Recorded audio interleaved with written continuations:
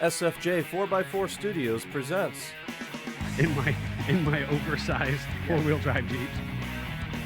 a Jeep podcast starring industry experts. Pure monosity. What? Say that again. With mad scientist Scott Brown, Use my drill press as a sort of lathe. our host Neil Simpson, If one light goes out, they all go out. filled with shenanigans. We are really professional with Jeeps. This is I Speak Jeep. Good morning, afternoon, evening, wherever, however you are joining us. This is the I Speak Jeep podcast presented by SFJ4x4.com. My name is Neil with Simpson Family Jeeps, and I'm joined in Grandma's Couch Studio by the illustrious and decorated individuals. That Jeff guy over there that turns on things goat. on the computer. The GOAT. And a couple people have recently said they appreciate hearing the GOAT themselves now. That was silent for many years or for many episodes. Yeah, it was. And then, And, as a joke, I made it audible, and we got such good feedback. I just left it. Yeah, right. And people like to hear the GOAT, except for the GOAT. I wanted to hear the GOAT, and it didn't happen. No, it's supposed to automatically do it. And in test runs this morning, it was working. So I Weird. don't know why it didn't, but whatever. Okay. So But we have yeah. Jeff, the Italian stallion. And then over there, you've got the maddest mad scientist, Scott Brown. Yes, the dash assembler and bolt cleaner this morning. Dash assembler and disassembler last week. There was Yes. lots of dash assembly and disassembly. Well, on multiple Jeeps. I was like, I could literally work on dashes side by side, so I'll do that. Yeah, that's fun. Makes for a fun picture. For those of you, tuning in live, which there are quite a few, already jumped into the comments. But for those of you listening in your ear holes across the globe, we appreciate you making this specific podcast a priority. And two, what you cannot see is our limited edition summer T-shirts that Scott and I are currently wearing. There's also one seated on that slick Cherokee Chief bench seat that Scott sits on. And this season's limited edition merch for, specifically Sims Family Jeeps SFJ 4x4 is kind of a take on the race industry. And as Davey has conceptualized this little campaign, he's calling it the slowest team on dirt theme. And you can make that appeal to crawl ratios on dirt or off-roading, or you can Change it however you yeah, want. you can interpret that however you'd like to consider, folks. I'm gonna jump into the comments here. Nate says good morning. Joe O'Brien says morning. Bill McWilliams says good morning, guys. Billy Joe says good morning, guys. Joe O'Brien claims he beat Nate, but in our screen, Nate was first. So I don't know what to tell you there. Then we've got Jeannie saying good morning, Bantam time. Nate saying, don't worry, Joe, you can be first for the next 2 weeks while he's in Alaska. Ooh, good for you, Nate. Yeah, you're still tuning in, I assume. Then we've got Yvonne saying good morning. And then Jeannie saying, I heard it, referring to the GOAT. It was just delayed is all. And then Joe Smith saying, Indiana Joe here. Good morning to all of you. And thank you so much for tuning in this morning. The screen is frozen, Jeffrey. Not that sure how that's going to affect So the things. Savage decided that we were going to try something new, and he purchased a different method to connect the camera. And I was concerned that it was timing out, and that was what I was referencing this morning. So if the Savage is listening, the camera is timed out again. Mayday, I don't know if Savage. that means the same for our viewers. But as of right now, our camera is absolutely frozen on our end. Good morning, Daddy Jeep. I see you in there. So we're going to attempt to reach the Savage. He's- Here he comes. here he comes. Here he comes. There's that delay in the processing for the end user. So And still no screen. Still frozen. Still frozen. This is the joy of shooting in front of a live is. And- non-studio audience. And for those that don't know, we have changed something Can I what? since the computer died. Every podcast, we have changed Why? something. Because we just like to live dangerously. God forbid that anybody actually tuned in the last couple episodes. They're like, this bunch of clowns. I can hear you fine. You're just doing it without your lips moving. All right, Joe, I appreciate that feedback. And good morning, Bob. We've got a ton of people on making this specific podcast a priority for us and for them. And here we are changing things once again. That makes me... Can't get better intro to our topic, though. You're right. You're right. That is... So we're going to keep going while the Italian Stallion and the Savage attempt to troubleshoot this to the best of their ability. And for those of you who normally join us live, well, this is the beauty of being live. And as far as, what your experience is joining us live, you're getting to experience what our normal podcast listeners get. Yes. So today's topic, well, first of all, I wasn't quite done talking about our really cool shirts and the slowest team on earth, or on dirt, slowest team on dirt. But we're back. Yep, electrical issues. Technical issues, folks. Yes. Please stand by.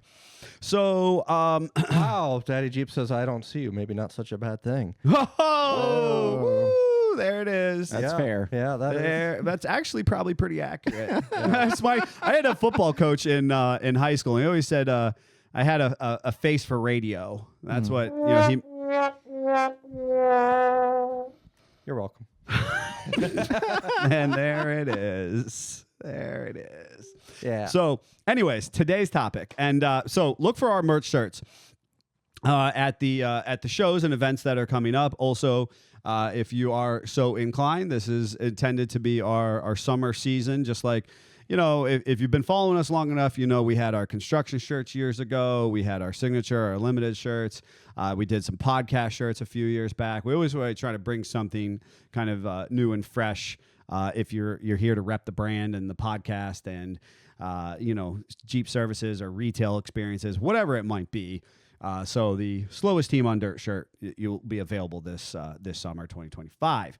Now, today's topic, our intention is to talk about don't be that guy on the trail. And it has a little bit to do with our technical issues, our stuff today. Oh. It's wow. Okay. Is the concept of extending a little bit of grace and kindness in things that are pertinent to the Jeep community. Yep. And so whether or not that is actually out on the trail. I'm going to pivot back to comments because Joe Smith just says, remember that you can always tell when a politician is lying when his lips are moving. So I can trust you more because our lips weren't moving. That's fair. We're not politicians, though. That's true. That's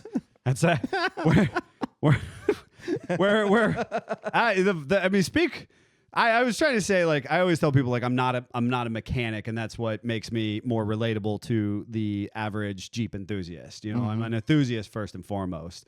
And so that does then, kind of dictate how we approach things. I am curious, and I'll just share with everybody on air and who are listening in their ear holes. Did we fix the issue, or are we going to have to kind of constantly pivot back to a frozen screen? We switched back to the old system. Okay. So, yes, the issue is fixed for now. For now. We will have more issues in the future if Davey doesn't figure out his We will have more issues in the future because we're the ones doing it. It's a given. It's fine. That's right. That's right. And expect the unexpected. That's right. Understanding some of these cliches is arguably exactly what we're talking about. And as I think it's a nice tie-in and a fair way to kind of kick off what I would call the Jeep season that is so kind of rooted here in the northeastern portion of the United States. And so ultimately, if we just talk about quadrants of the United States, we have the West, we have the East. Despite the fact that the landmass is wildly different, the Mississippi is our dividing line. We have the Northwest, the Southwest, the Northeast, and the Southeast. And realistically, folks, much of the industry kind of considers the fact that somewhere around April-ish, you get the Southeast kind of kicking off with Jeep Beach or so. But then you also have the Southwest, and you kind of have this initial start of the Jeep season. By June-ish, much of the Jeep and 4x4 community on a large scale moves to the northeastern part of the United States, which is one of the things that makes this podcast and our business so fortunately unique. Is I consider us to be kind of in the heartbeat, the breadbasket of all of this Jeep culture, as far as off-roading, organized off-roading, and shows, right? And of course, coming up very soon is going to be Bantam Jeep Heritage Festival. But after that, you're going to have a couple different Ocean City Jeep Weeks. You're going to have PA All Breeds Jeep Show. You're going to have Put in Bay. You're going to have... I'm just going to, since you said very soon, I'm going to remind you, it is this weekend. We is days away. We are days away. We're going to have Toledo Jeep Festival. We're going to have Great Smoky Mountain Jeep Invasion. I mean, once it pops off with Bantam in this area, the big shows it's off start the races. rolling. And that kind of made me think, during most Bantams, that's like our first sweated out show. Sure. Like, we're still getting used to the summer weather. It usually rears its head for this. So suddenly things are hot. So your temper's hot, your Jeep's hot, you're hot. You're having a hard time dealing with stuff. So this is just a reminder that don't be that guy, because everybody's out there hot. Everybody's trying to have fun. Everybody wants to do the same thing. We just got to recognize that. Absolutely. I couldn't agree more. And ultimately, there are a number of events or opportunities somewhat smaller, right, that have already started, and there's car crushes and meet and greets and small obstacle courses and whatnot. But and a lot of cool Jeep events that have already transpired to this moment. But as we go out into the world, and it just kind of gets more densely populated, and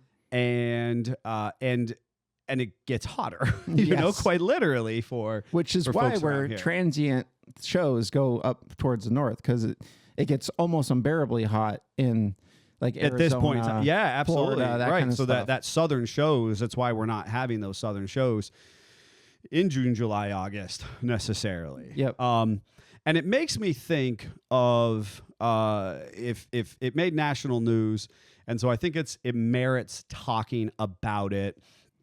There is a particular event that happens down along the Gulf Coast, down south of Galveston, Texas. And this particular event and I'm just going on rough mations here, folks, for about 5-7 years has become increasingly more tasteless and quite frankly, a black eye on the Jeep community as a whole. Now, I say that I'm being real forthright, real honest. And if somebody wants to come on and try to communicate to me as to what you think is possibly going on down there, I'm here for it. But it's hot, and that's the thing, is that it happens at a time where there's a bunch of college students on college break. Yep. There were 300 arrests, I understand, from some of the reporting arrests that happened this year alone. The majority, 60% or better, were individuals 18 to 25. Yep. And I can't help. They wear it like a badge of honor. And they wear it like a badge of honor, which is just as quirky to me. Yes. Right. Yeah. And the intention of today's conversation is not necessarily to talk about the negatives of our industry, but to accentuate the positives. But I think we have to juxtapose what we're trying to work against in this conversation. 100%. Right. And so this idea that these individuals are going down there with specifically Jeeps, but 4x4s of all sorts, and they're going there with the intention to stir the pot and to get hot and bothered and to get in trouble is not okay in my book. 100%. And it's this weird world of our culture of Jeeping that we love meets a little bit of Mad Max, meets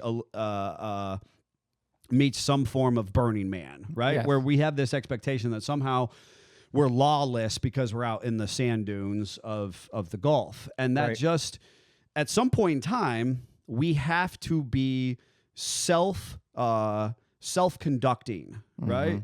We have to look at ourselves and go, okay, am I being a good steward of the best possible human experience and of the Jeep community? Correct. Or am I just out here being a jerk? Correct. Right? And so I think that there is a note of this conversation. Don't be that guy to say, like, if you're just out here to stir the pot, maybe you need to look at yourself in the mirror. Yes. I understand that accidents happen and tempers flare and you might be at your breaking point. I think there's a lot of people at the breaking point. 100%. And so how do we mitigate that as Jeepers supporting Jeepers? So I think one of the best steps is to sit back and remember where you came from. And you have to kind of remember when you started off-roading, when you started doing the Jeep stuff and you didn't know a bunch of stuff. And yeah, I'm speaking more to our veteran people in the industry, but you have to remember you didn't know what you didn't know before. Correct. And you didn't know how to trail. You didn't know how that kind of stuff. So if you're in line and you see someone that is obviously learning, have some patience.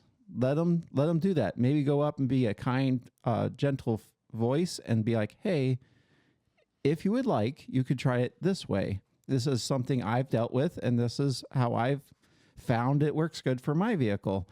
Now you've made a friend. Where if you go and now you're a jerk. I know that's gonna be a soundbite, probably. It's absolutely going to be a soundbite. I'm making that a button. You're a jerk. So, Chris is in the comments here saying, let's not forget giving thanks to the Bantam volunteers as some give all. And that is important. If you're at an event, the people that are putting on the event are there trying to make it so that you have a good time. So show appreciation. Be thankful to them. Bring us steaks at our booth, things like that. And you have to remember, most of the volunteers are volunteers because they enjoy off-roading. They enjoy having the show. That is why they're doing that work. They're not like getting paid buckets of money. They're there because they want to have this experience. You know what's wild? I was obviously a conversation I had with an event organizer recently, and is that actually specifically Bantam is like 60% of their volunteer base, because there's obviously it's a massive undertaking, and of course that's just local and it's coming up in a couple days, and that's why we mention it. But this goes for just about every show otherwise that I'm familiar with. Toledo Jeep Festival is one as well. They're actually just locals who just want to see the event successful for their local community. Yeah, they may not even know a thing about Jeeps. Right. They're just there to help. And it's unbelievable the amount of volunteers that they have to run an event that size. Yes. Right. And that's more reason to give that appreciation. Well, and again, it translates over to every kind of festival, every kind of event that we're all going to be part of this summer. Yeah. Is when you have that person of authority, it's not like they just go from show to show being an authority. They're an enthusiast. They're excited about this, and they want you to be excited and be able to enjoy it. Therefore, they are doing the work. Yeah. And you have to appreciate that. And yes, there's always 500,000 opinions on how something can be done. But they're the one doing it. So you have to give a little bit of grace. Well, and not only that, but like you said, there's 5,000 opinions on how it can be done. And a lot of these events that are successful have taken that advice from their people that are coming to it. And they are making changes every year to improve and try to do better. But Like they can't changing tailor to everybody. Like changing a podcast every single episode. I don't know what you're talking about.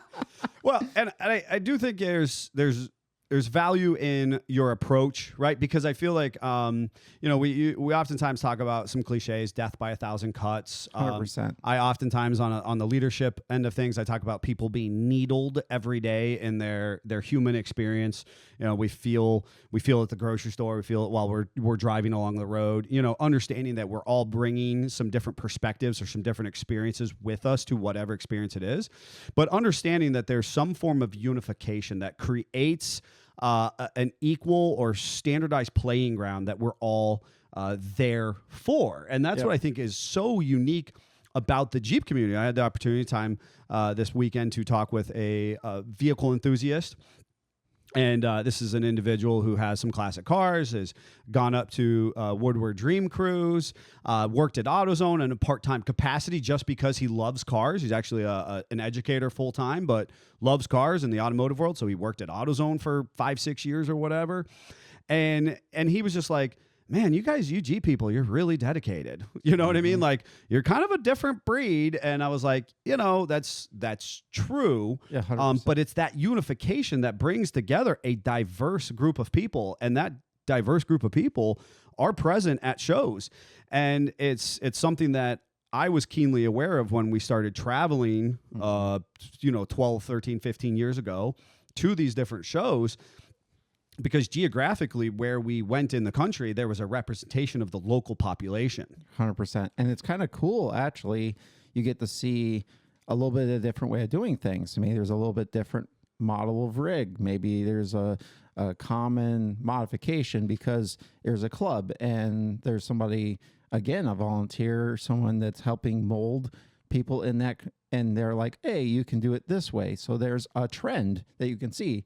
Like, I remember going to York. I can't wait to talk about York. And there were full sizes everywhere. And we're like, there's another one, and there's another one, and there's another one. And we go to other shows, and there's like full size, or maybe I'll be nice to say 5 full sizes. Right. There was like 25 full sizes at York that one year. Which I think is funny because our friend Zach Heisley is from that direction. Yes. And he's a full-size guy. 100%. He's relocated himself over to the Toledo Mommy area. Yep. And he stands to be a little bit of an island over there, in my opinion, you Yes. know? But he's originally from that area, and that was a big pocket. But my experience is, while I agree with you with the full sizes, I remember that first year at York, and I don't think you were with me that year, but my sister was there, and one of the things that stuck out to me was this kind of this East Coast Jersey influence. 100%. And so there was a lot of this, what I would consider to be a little bit over the top accenting, and maybe not the functional rigs that I wholly appreciate. And I remember being a little frustrated because, of course, the TJ was still one of the predominant vehicles at the show. We weren't so far into JK production that it was prevalent. The TJs were there, but they were these.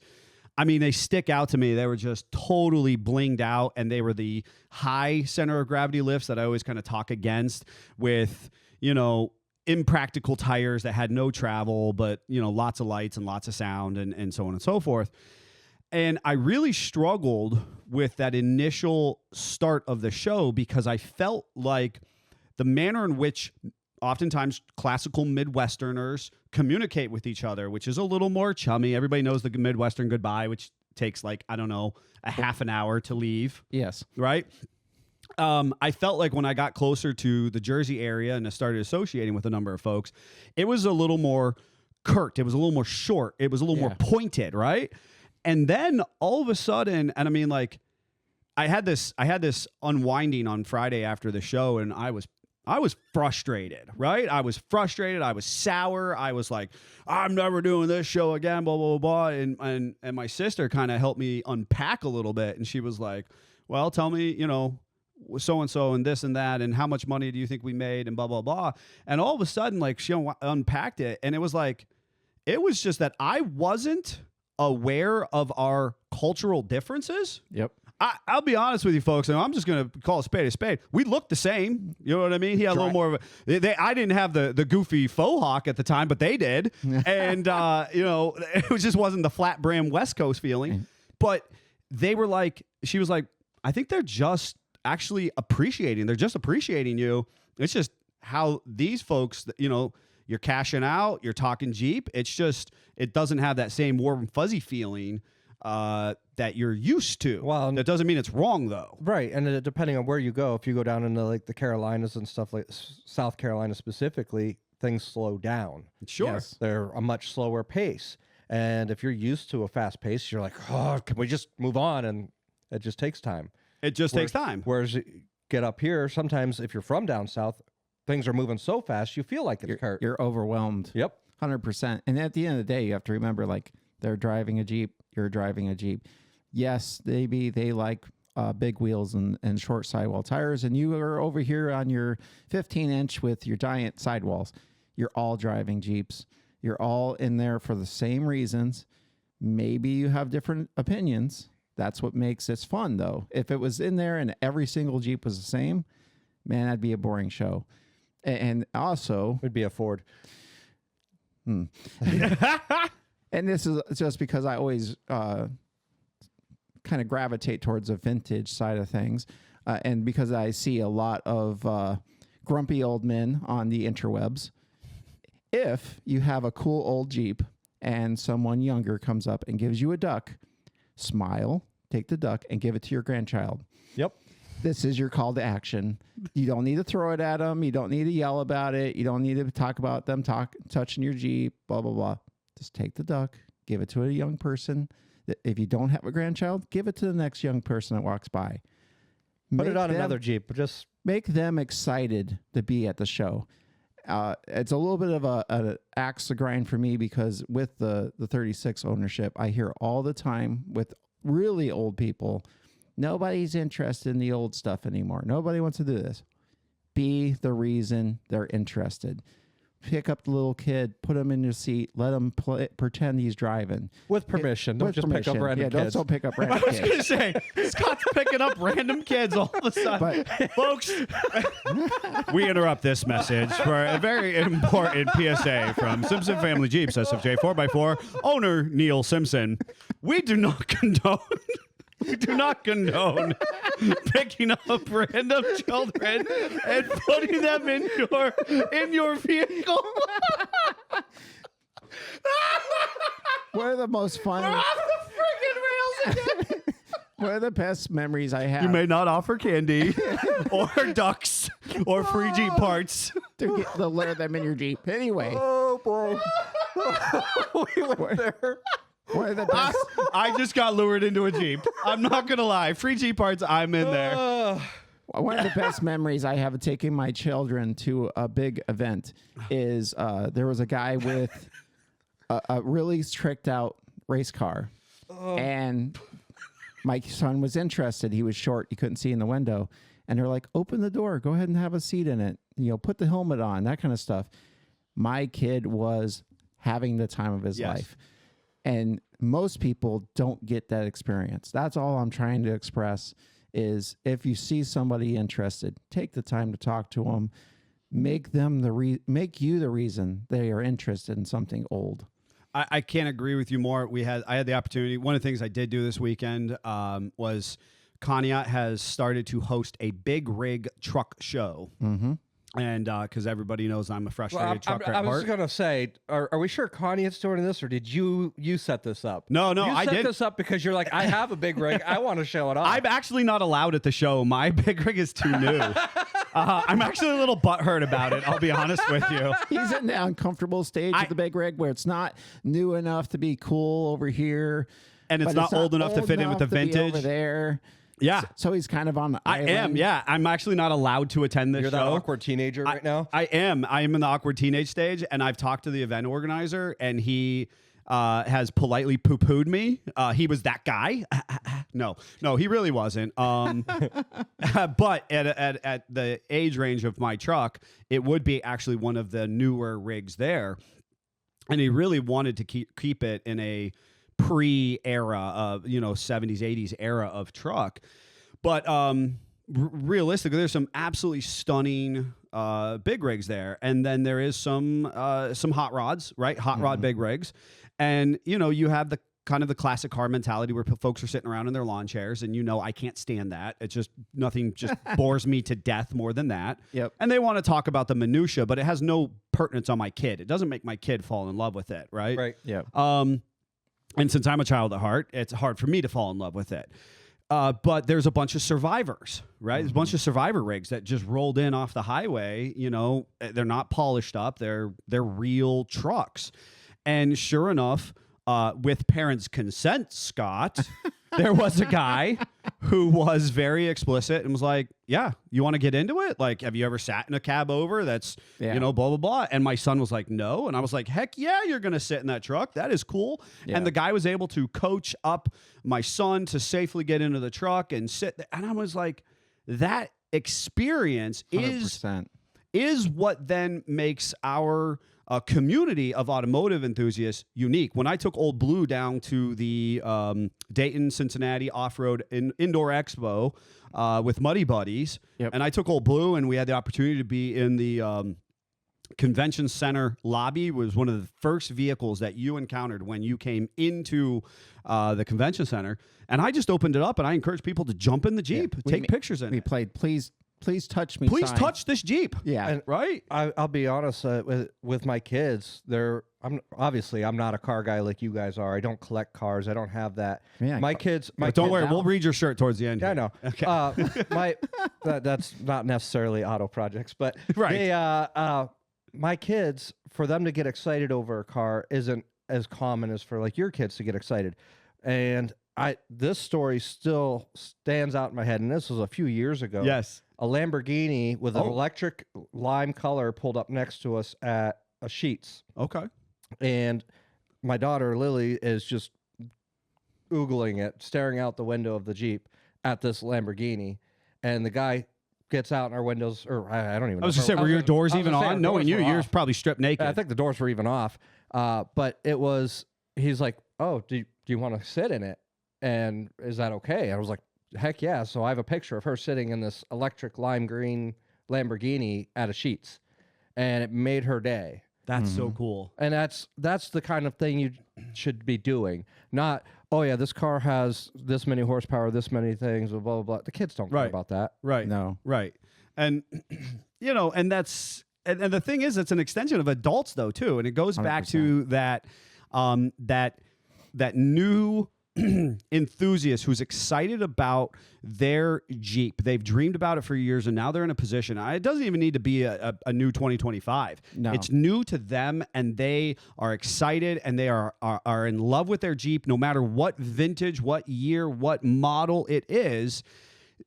Don't be the person who puts their light out. You know what I mean? And like, it needs to come up and be like, well, this is what's wrong, and this is what's wrong, and this is what's wrong, because that does happen. I'm just going to put it out there. Use a firefighter model. Everybody loves to get in a fire truck. It's because we let you go in and play with all the fancy things and not actually break down what everything does. Yeah. Yeah. You're going back to, yes. Yes.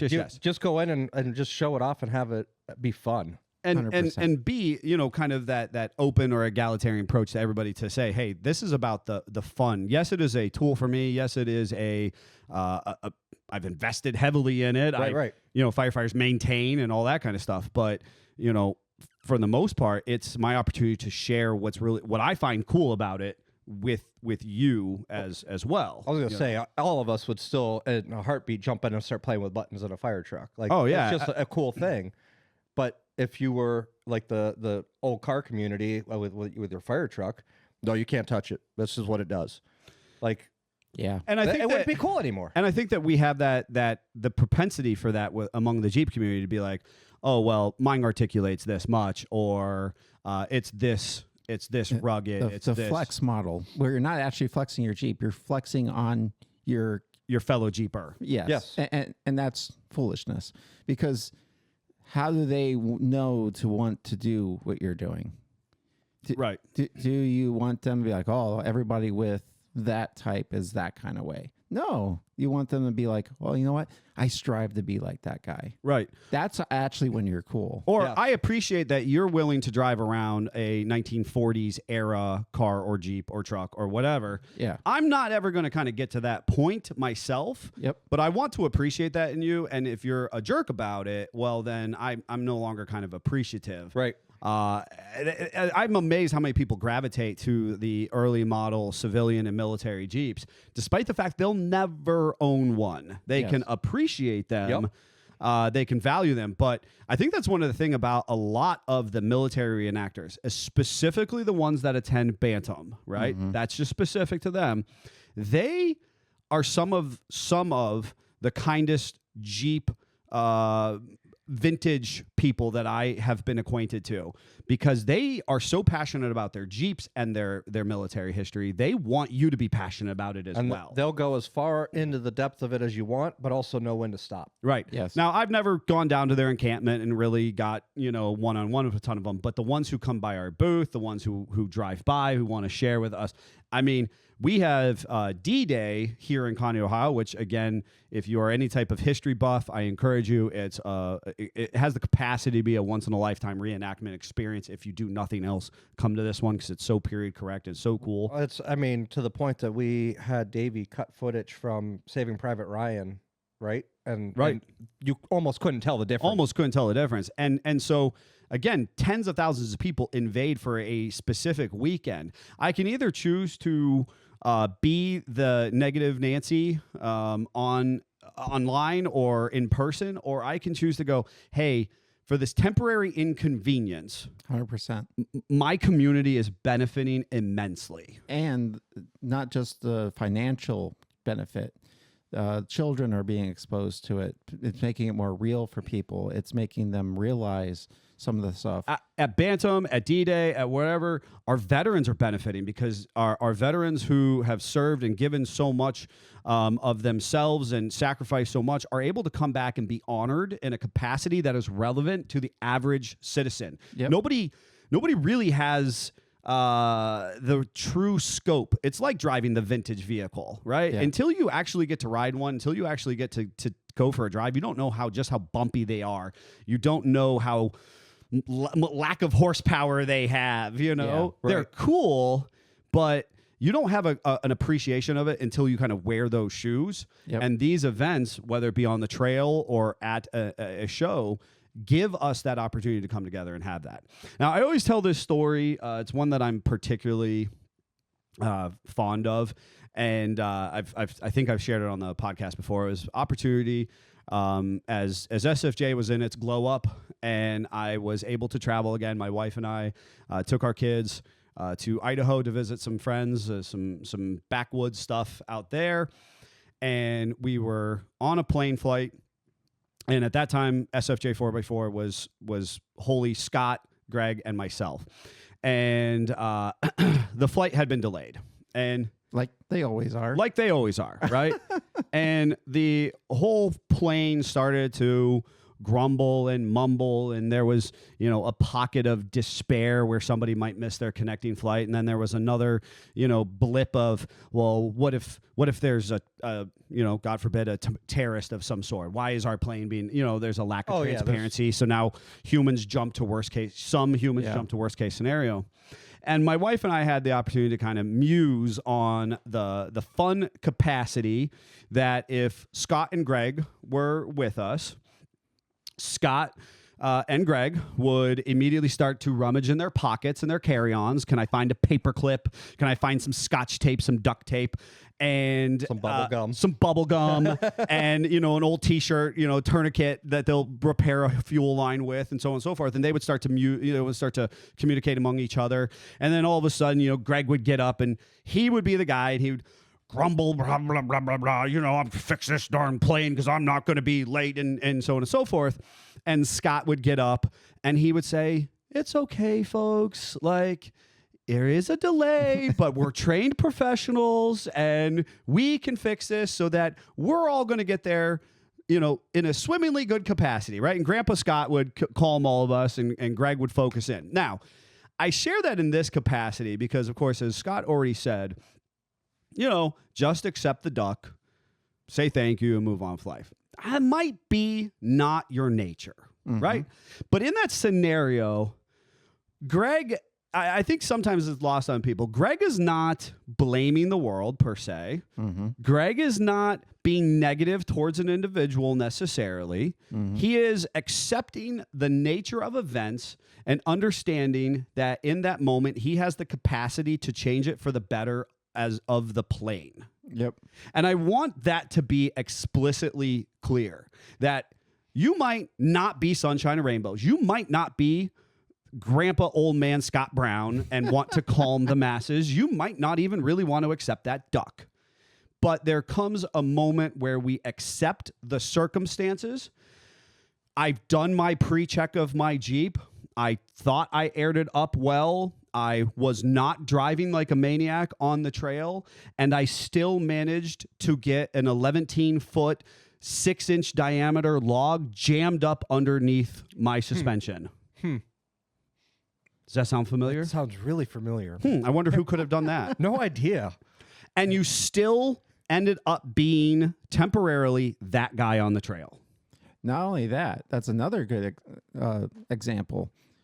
When that did happen, there was not short of like 20 people with 20 opinions on how to get this log out of the Jeep. Absolutely. That's correct.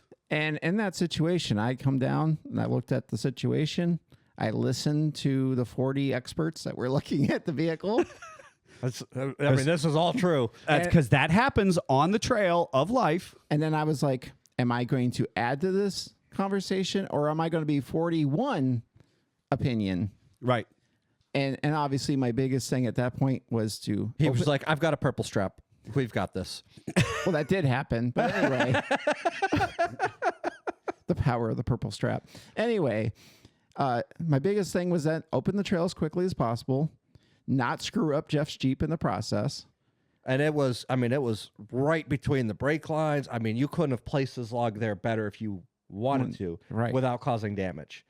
So the intricate nature of removing it in a way that did not cause that damage. Yes.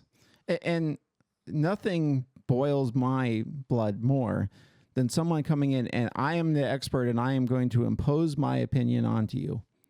No. Right. Go up gently and kindly say, hey, I noticed this. Maybe if you do that, that's better. If they don't take your advice, hey, man, you did your best. Walk away. Let them do their thing. Even if they screw up their vehicle, that's their decision. That's their project. That's their Jeep. When you go up and you just keep going, oh, no, you did this wrong. No, you did that wrong. You're not making friends. And I suppose that was part of my scenario is it's not always about making friends, though, No, right? it's not. Yeah, the question But it's also not about making enemies. And so my wife put here, you can still be part of the greater solution, Absolutely. right? Correct. And it makes me think of, most recently, and most people know my, kind of rambunctious nature of sorts. And while you two would have handled it in that particular capacity, I really would have been, attempting to, in the most charming and playful way possible, goad people on within the plane and create sing-alongs. And meanwhile, over here, potentially puppeteering some other type of, potential fix or logistics process, right? But much like something that, that you've never talked about is if now that you've added me to this scenario, how you would behave in this I'd one. be collecting money for the repairs. You would be. You'd be crowdsourcing. You'd be crowdsourcing for expedited repairs. Well, guys, I actually found that we get this little small plane that will be a connection flight, or we have this giant vehicle. I found a tour bus that we can use. Oh God, that's so true. Who on this plane can drive a bus? The greatest showman would be organizing people, collecting funds. And you five are over here. And when nobody could drive the bus, Jeff would be like, fine, I'll just drive the bus. I'll figure it out. Yep.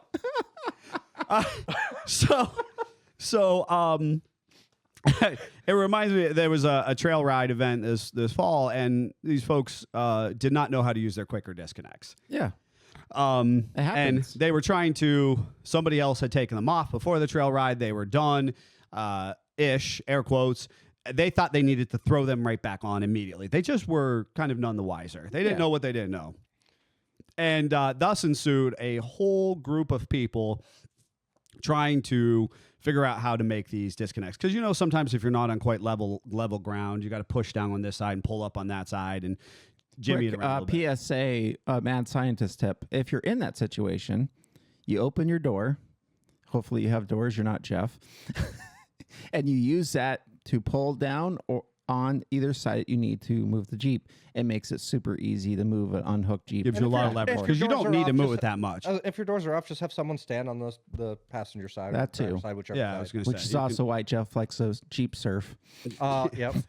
So I stood around, and the thing is, I didn't need to. There was a sufficient attempt at repair. There was plenty of experts in the group. Now, with that said, they were not doing it how I would do it. Correct. Right? And I think that at that point in time, you have to ask yourself, is this the fight worth fighting? Right? Yes. I'm standing in the lemonade line, and it's hot. It's 11,000 degrees. I am low blood sugar, and the person in front of me, their card is not working. Is this the fight that I'm worth fighting? I think the best example that we have in recent years is at Bantam, where there was absolutely someone trying to back a vehicle into a booth. And the person was doing an okay job at it. But then the experts had to come in and be like, you're not doing it right. You're not safe. You're not this. And they actually made it less safe because they overcomplicated it. Yep. That absolutely happened. And the Jeep still wasn't parked well. It wasn't. It wasn't. It wasn't. And, and that was a peculiar situation because there was a lot of people who got very excited in that moment. They did. They just needed, and it goes back to a little bit to the firefighter, EMS. We just kind of sat back. We're like, we're just going to watch at this point. Right. Like, there's no point in trying to get involved when they're already excited. And that firefighter EMS, one of the first things they teach is you don't run into the scene of an accident or enter your scene of incident, right?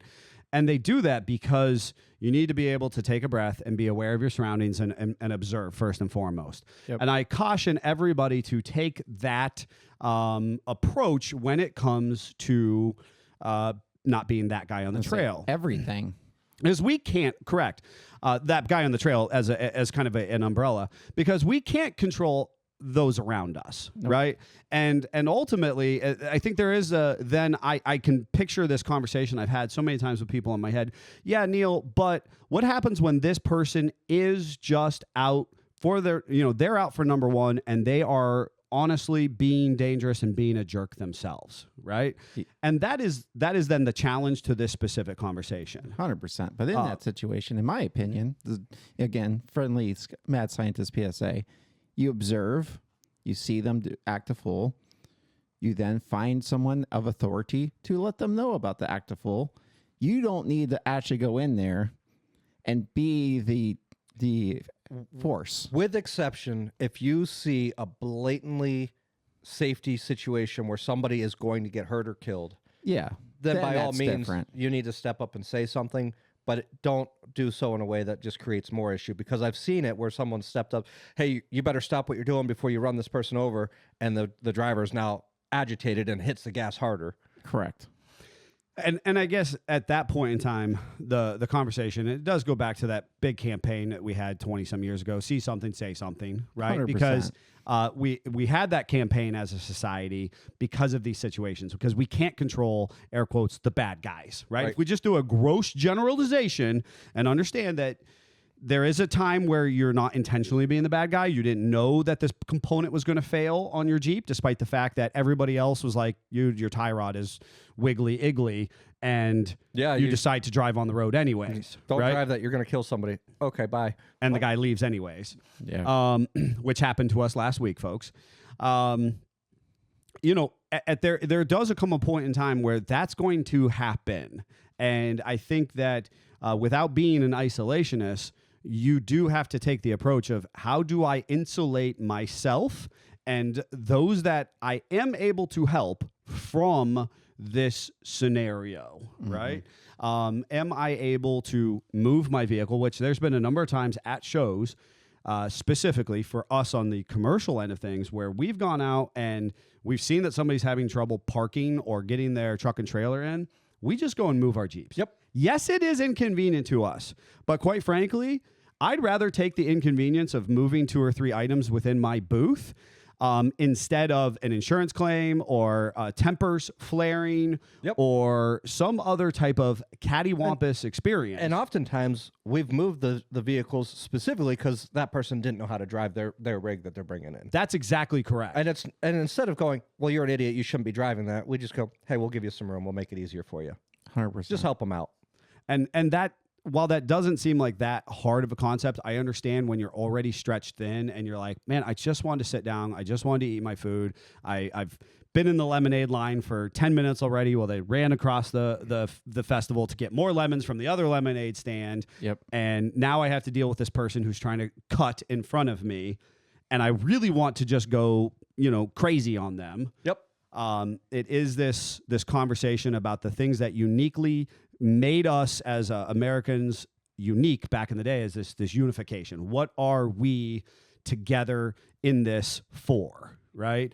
And going, you know what? You're having trouble parking your Jeep. That's a you problem. Yep. But the me problem is in case you hit me or you damage my display for the weekend or my campsite, right? Yeah. I mean, for those of you who will be at a campsite at any of these events throughout the summer, there comes a point in time where you have to have enough resolve to go, you know what? Yes, I'm going to have to inconvenience myself for a minute or two, but it is actually in a manner to be self-preserving for me and mine. Mm-hmm. And, that is going to be, to me, one of the only valuable assets to making sure that somebody who is being disrupting or disrespectful or whatever can't have more negative consequences on you than they already do. Yep. I would love to know what other people thought as far as how is a way to be tolerant and or without just, punching them right in the face, which I know a number of us would like to do. And Chris was in the comments saying, drop breadcrumbs of advice and then fall back to being a spectator. You're not to be some kind of super Jeep hero.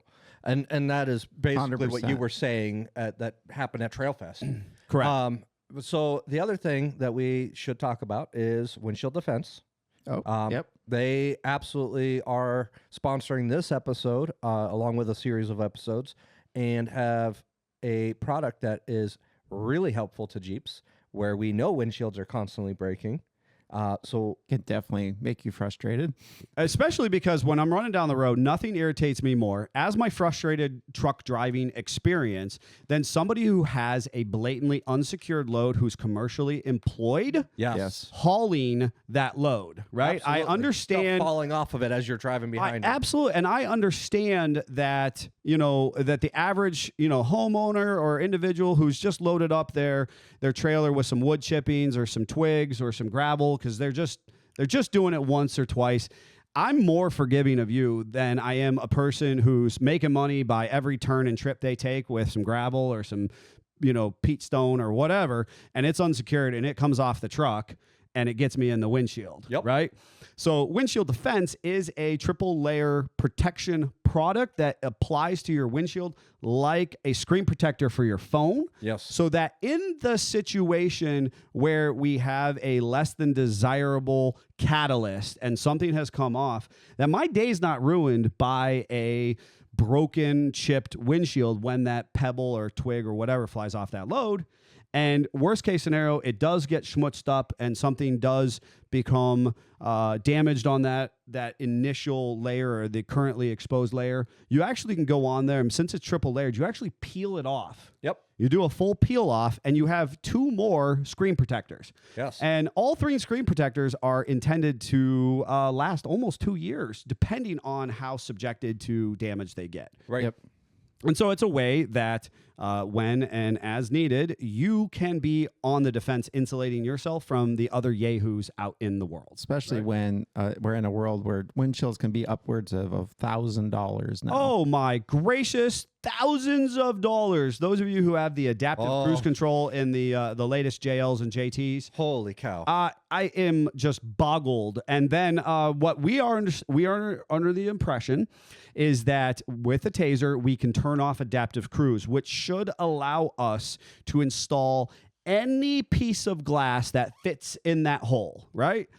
Except for a lot of companies are saying they're not allowed to because it's a safety issue. It's a safety issue because They that have adaptive cruise system is integrated to the safety systems. Correct.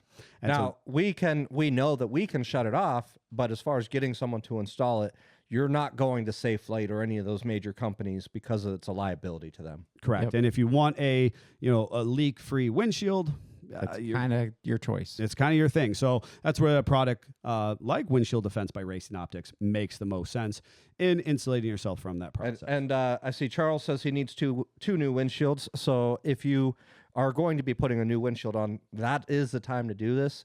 The product discount code on windshieldefense.com is SFJ20. That gets you 20% off.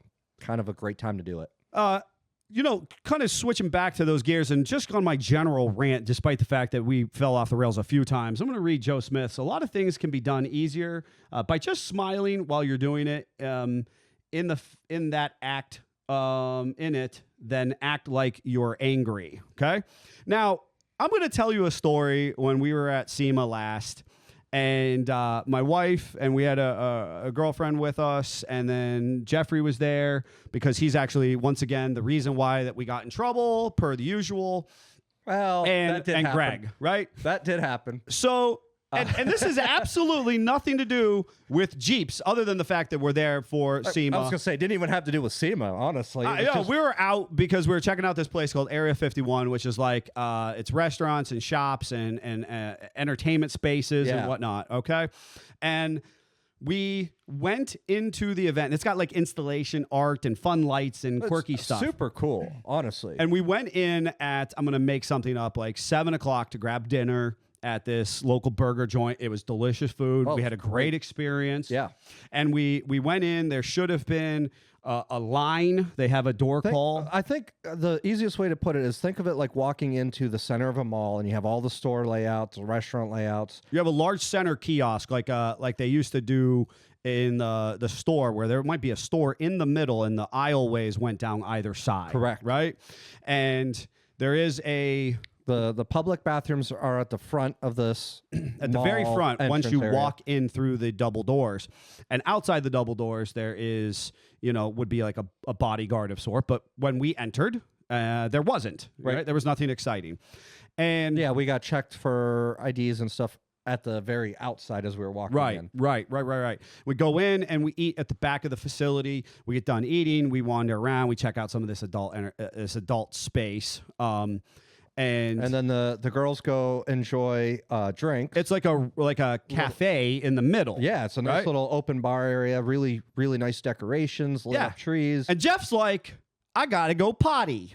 So Greg and I, because he might need hand holding in the process. Whatever. And Greg and we're checking out like the vending machines that they have. They have unique vending options, stuff like that. It's really just an experience. So we're done looking at that stuff, and we go back to where the girls are, and we go back past this like large main kiosk room, and there is now a rope across where we literally just came from. Correct. We never left the building. Not even 10 minutes. Not 10 minutes and not 20 feet away. Right. And I go back there, and there is a man that dwarfs me. And he smiles at me the whole time. He tells me to pound salt, that I'm going to get back in there to see my wife and our friend. Yeah. Right? The whole time he smiles at me. Now, he goes, you can go buy a ticket. Yeah, you can go buy a ticket to get in there. I said, we literally ate there. I was just in there. He goes, well, now there's a rope here. Smiled the whole time. Oh, it was great. If he would have gotten agitated, irritated, if he would have put his hands up, if he would have escalated the situation, it could have gone south very fast. Right? Yeah, you were ready to throw down. I at that point in time, looking at his wife sitting right there. We're like, she's right there. There's a point of go back. Fight and flight that's happening there. You're keeping me separated from my wife. There's this. There's so many scenarios. This is so crazy. I've never been in a moment like this the whole time. And he smiled the whole time. He's like, yeah, you can go get a ticket. And I was just like, yep, go get a ticket. Ultimately, he did not escalate on his end, despite the fact that, in a sense, he was the aggressor, because he, as a company, they were having a private party, and all of a sudden, a moment on the clock had hit, and now you had to have a ticket to enter this back space, regardless. And the quirky thing is we didn't have great cell phone signal in there, so I wasn't able to reach my wife really well right away. I mean, it was a worst case scenario. But he never escalated, not once, even though he was kind of the aggressor. He was kind of a jerk about it. He smiled the whole time. He was the best kind of jerk about it, because you couldn't do anything. He just sat there smiling. Do anything. I couldn't do anything. So, to articulate Joe Smith, sometimes you just need a smile. And you just have to kind of formulate your opinion in your head, and you recognize you're not going to be that guy on the trail, despite there are other people on there. And I would have loved to have punched that guy in the mouth, but that wouldn't have made either of us any better position for ourselves, the night, the week of SEMA. Billy Joe says guys need help going to the bathroom so they have company when they get distracted and lost. Because I can't ask for directions or help. That's true. That's so true. That is true. Amen to that. Folks, we really hope that the Jeep season, as it migrates up into the northeastern part of the United States, and we understand that we are globally listened to, and we appreciate wherever you're at in the world. And if you are traveling for events, or if you're just going into your local cafe for a cup of coffee, that you seriously consider all of your surroundings and the incidents that you are exposed to, so that you are not that guy on the trail. As a final note, Daddy Jeep just said, if you're prepping for Bantam, bring a boat. Next time, Jeep on. Jeep on. Jeep on. Wasn't ready. Don't forget the lag delays thing. So we're probably hot mics though. We absolutely are hot mic. Yeah. That's fine. Well, I just know I get a number of people, and I love people who help us with production But notes. They that like we- side text me. Hey, you cut off. Hey, you cut off again. And I'm like, yes, we did. Yeah. That's because we change something every time. Yep. And Constant improvements. constant improvements. Speaking of which, Okay. Oh. so my weekend updates is a lot of building update. So I shanghaied Jeff and Greg to come over after work Saturday. Like an hour left on Saturday. Hey, what are your plans this weekend? You want to come help site prep? Yeah. Could you give me a little more notice? let me check with the wife, see what we had going on. So Nope, we're good. anyways, Right. so they came over, and in true fashion, me and Jeff are just kind of trying to figure it out. Greg had finally had enough of that. He pulls out lasers and receivers and string, and origami happened, and geometry and everything else. And we finally got everything set up. Drama tree? Drama tree. Drama tree happened. It could be. Drama tree. That's fine. That's fine. And I'm choosing to smile right now. well, it can be geometry. Nope, no drama. No drama here. So we got that all accomplished. Realized we need a lot of fill, a lot of concrete, a lot of stuff. It's fine.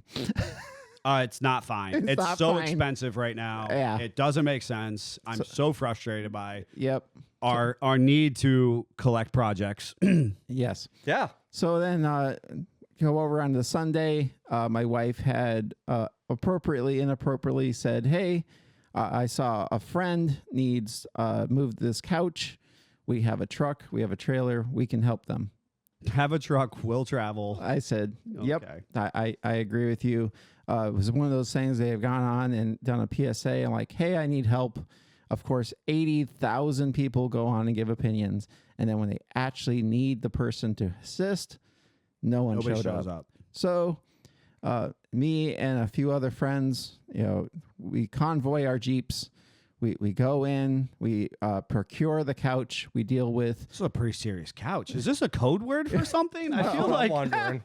there's more to this story. And it's so fitting with this conversation of what we had today because it was very narrow residential street with a very narrow driveway.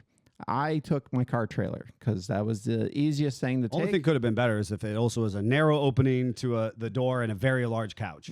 Pretty much. And it's literally a electronic motion couch. This person that we were doing it for has a disability, so she needs something that is able to move on its own. Sure.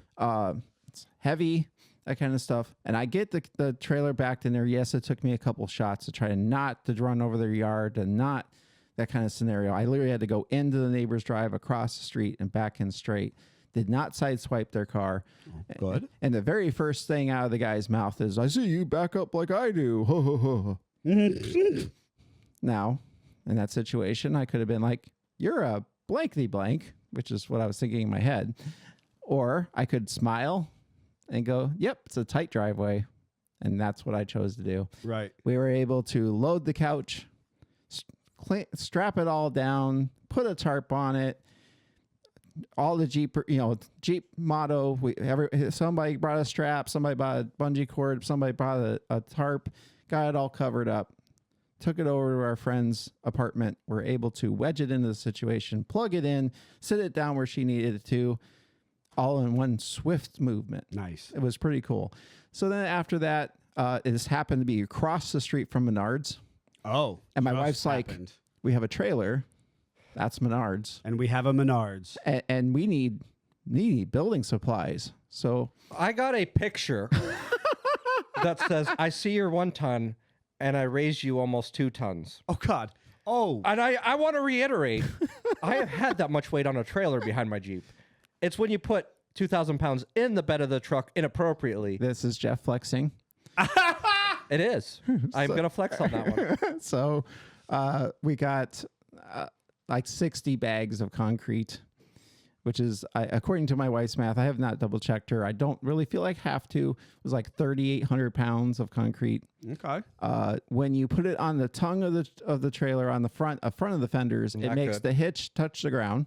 Oh dear. If you put it on the back of the trailer, it picks the back tires of the truck up. But luckily, he was able to slowly slide it over the axles of the trailer, which everything calmed down and settled down. And I strapped it down and went about my business. OMG. Oh, Because it's a concentrated 3,800 Yes. pounds. It's not spread No. out over the load. So Yes. it was interesting. I had to embody my inner truck driver and inner load. But the great thing is I had a great load guy. He literally had the back steer tires of the forklift off the ground multiple times trying to get it moved around. Sure. Could have been mean.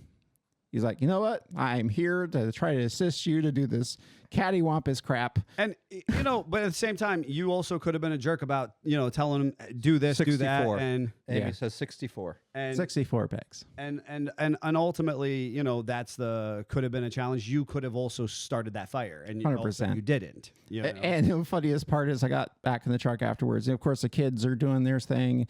She's in there, I think, reading the book or something.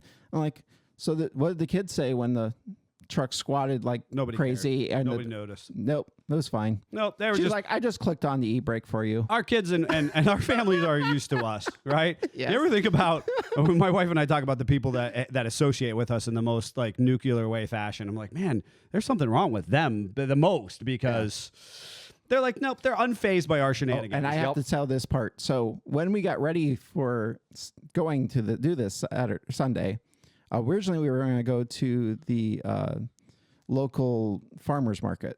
Mm-hmm. We started out in the 36 and started raining, so we turned around and went back. And I Are was you like, the guy who can't drive his car in the rain? when the roof doesn't have leaks, I'll drive it in the rain. Okay. We spent a long time making fun of those guys. We did. Okay. I just And if you'd like to sponsor the replacement of the insert of my top so that I can drive it in the rain, I will drive that sucker in the rain. Anyway, Okay. so we go back and I'm like, let's just get in the truck and we'll just slowly drive up that way because this is all burning time. Did we think about a jacket? No. Did we think about an umbrella? No. So we're 3/4 away. We were getting to Madison. We're like, that's 59 degrees according to the Jeep. It's kind of cold. Right. This is the best time to go buy a jacket. Oh, So we all peel in the Goodwill. I'm going to go find a hoodie. Oh God. Evie finds a unicorn sweater. It's like, great time to go do this. Could we have gotten upset? Yep, we could have. We got MF in this and that. And, I should have brought a jacket. No, heck with it. Just go find a jacket. Yeah. You never have too many hoodies. You never have too many sweaters. Oof. Worst case, put it in the truck for next time. Yep. 'Cause guess what? We're going to forget again. Yeah. I feel that. Yup. Jeffrey, anything for you? I mean, obviously, I did a lot of projects, and my wife got me a shirt to represent that. I love this It shirt. absolutely says, I fix things, but my real hobby is collecting projects. And he's currently collecting people that have projects. Correct. That was the running joke about that. But I did have a event planning committee meeting for our upcoming nonprofit music festival competition at Labor Day weekend, and highly productive. We met. It was probably 2.5 hours of meeting time, hashing out a lot of details, and it relates back to this. And one of my volunteers literally said, man, this guy thinks of everything. And I had to say, no, I don't. I think of the things that you guys have suggested, and I compile it into a list. I'm not the one thinking of everything. I'm using everybody's advice, and we're making it a friendly experience. And that's why the volunteers are so willing to help out, because we're not, nope, this is how we're running it, that's it. No, I'm taking little bits and pieces from everybody, and we keep improving how we're doing things based on that. So we, figured out a lot of things. We've got over 30 competitors signed up and confirmed to compete that weekend. We've got 2 major bands, paid acts for free concerts. We've got some other volunteer live and entertainment that's going to be performing before the competition starts. So it's just going to be a really fun weekend, and it's the same kind of thing that we're talking about with the Jeep events. We're just there to make sure everybody has a good time. I dig it. And my weekend, as I mentioned, we had the truck show. It was one of our more low-key weekends, which is socially. So the value is that, obviously the house build that I started 3 years ago. Don't do that to yourself. Yeah, and it is nice to look back on it. I had the opportunity. One of the things I did I did catch a quiet moment, either late Saturday night or early Sunday morning, was start to throw that photo album together, which we had been keeping really good photo albums, but it was valuable to go back and look at when that piece of property was just a abandoned lot that had sat dormant for about 15 years, and it was all overgrown, and there was trees and shrubs and 6 foot high grass and all that kind of stuff. And when we broke ground on it and rezoned it, and to see kind of how far it's come with gardens and outbuildings and a house on it, and equipment and that. It's come a long way. So, yeah, it's a testament to perseverance, right? Mm-hmm. And a lot of people are like, well, that's kind of crazy. But then you say, yeah, but you know what? I put every nail in it. I put up every board. I learned how to do siding. I've learned how to make a lot of mistakes in the process. Yeah. And so I had the opportunity to actually kind of get back to it this weekend a little bit, and just kind of enjoy that, that forward march. I do want to jump into the comments, because there's a lot of interesting comments. First of all, Chris was saying 64 times 80 is 5,000 pounds. Chris, just to put you at ease, they were 60-pound bags, because Scott doesn't know how to buy 80-pound bags and save money. My wife said that we have so many Jeep hoodies from stops, and the Jeep is in quotes because they're just hoodies that we keep in the Jeep. Sure, rando. Or we try to, and then we forget to put them back in after we wash them. You don't have Jeep accessories already packed in the Jeep. Come on now. That's Justin calling you out, Scott. Calling you out for not having sufficient Jeep hoodies. That's fair. Billy Joe saying never enough hoodies. Justin saying I got so many hoodies, got a poncho in my glove box. So just lots of little comments. Obviously, because I don't take the top off, I'm not prepared. I apologize to my Jeep community. That's right, because you're basically a car owner. Yeah. Who likes 35s and 4-wheel drive. Yeah, who likes 4-wheel drive and a Swiss Army knife. And I'm excited for one of Neil's updates. I'm going to do it for him, because this is my notice to my wife, because we have this thing, me and Neil, Correct, of red tractors versus green tractors and maybe orange tractors sometimes, because gotta get rando. Yeah. He has an affinity for or bright red things. Yes. For some reason. They Yes. always have to be red or gray. Yes. Because he had a yellow tractor and it did him wrong. It did, and I will never own a yellow tractor again.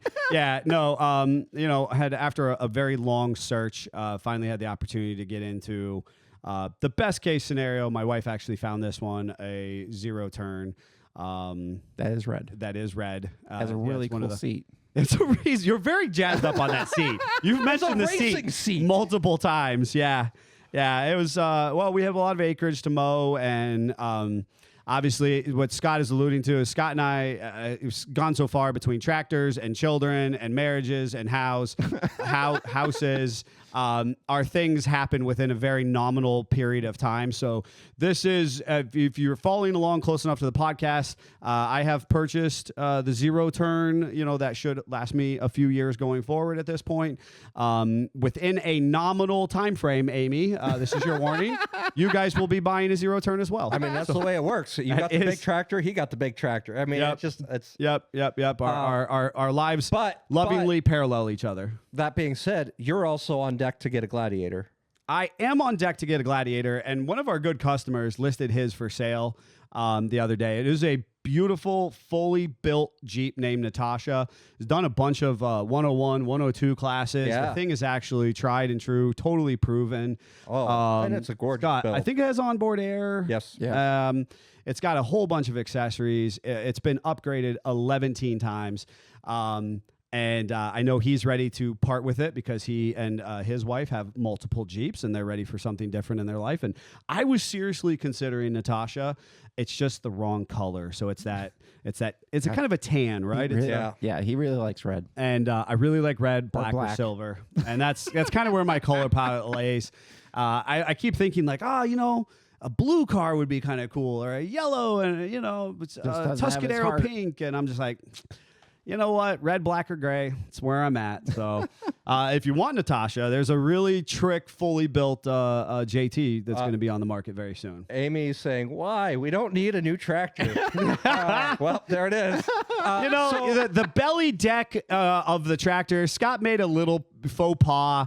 And when you're mowing, you've got the buckets, you got the backhoe. It's not as tight and nimble as a zero turn. And think of how much more time you guys could have together if you had a zero turn. Or in the case of my wife and I, she mows in the most adult fashion possible while I'm tractoring. It makes for like love, love and tractors. It's like a whole thing itself. Wow, I didn't realize we were turning this into a romance. I'm selling it for Scott right now. Yeah. So maybe a rom-com probably. But so anyways, this weekend is Bantam. Yes. We are going to be podcasting in the booth Saturday at 10:19. So that is something you don't want to miss. Come by the booth, hang out. We'll have the PA speakers set up so you can hear us live in person as we're doing the recording. We will not be live on Facebook. The internets. Yep. Right? We will be Not on a YouTube, pre-recorded podcast, but we will be projecting the sound out to the peoples. Yep. And we encourage you to stop by and make faces at us in the process. What are we asking people to bring us? Last year we asked for coffee cake and we were overwhelmed by coffee cake that was in a box. We want... this is the meat exchange, and it cannot be store-bought, pre-packaged beef sticks or beef jerky or any of that kind of stuff. Yeah. This is the meat exchange. Take that as you see fit. Oh boy. And we will be sending out the e-blast. A little scared of this. We'll be sending out the e-blast. You better bring a good cooler. That's all I can say. And that is good cooler and good grill. I don't know that we're going to be grilling the meat right then and there, but we'll see how that plays out. But the great meat exchange of 2025 is what's on tap. Somebody's donating a grill and that kind of stuff. Maybe something could be arranged with sharing. Until next time, Jeep on. Jeep on. Jeep on.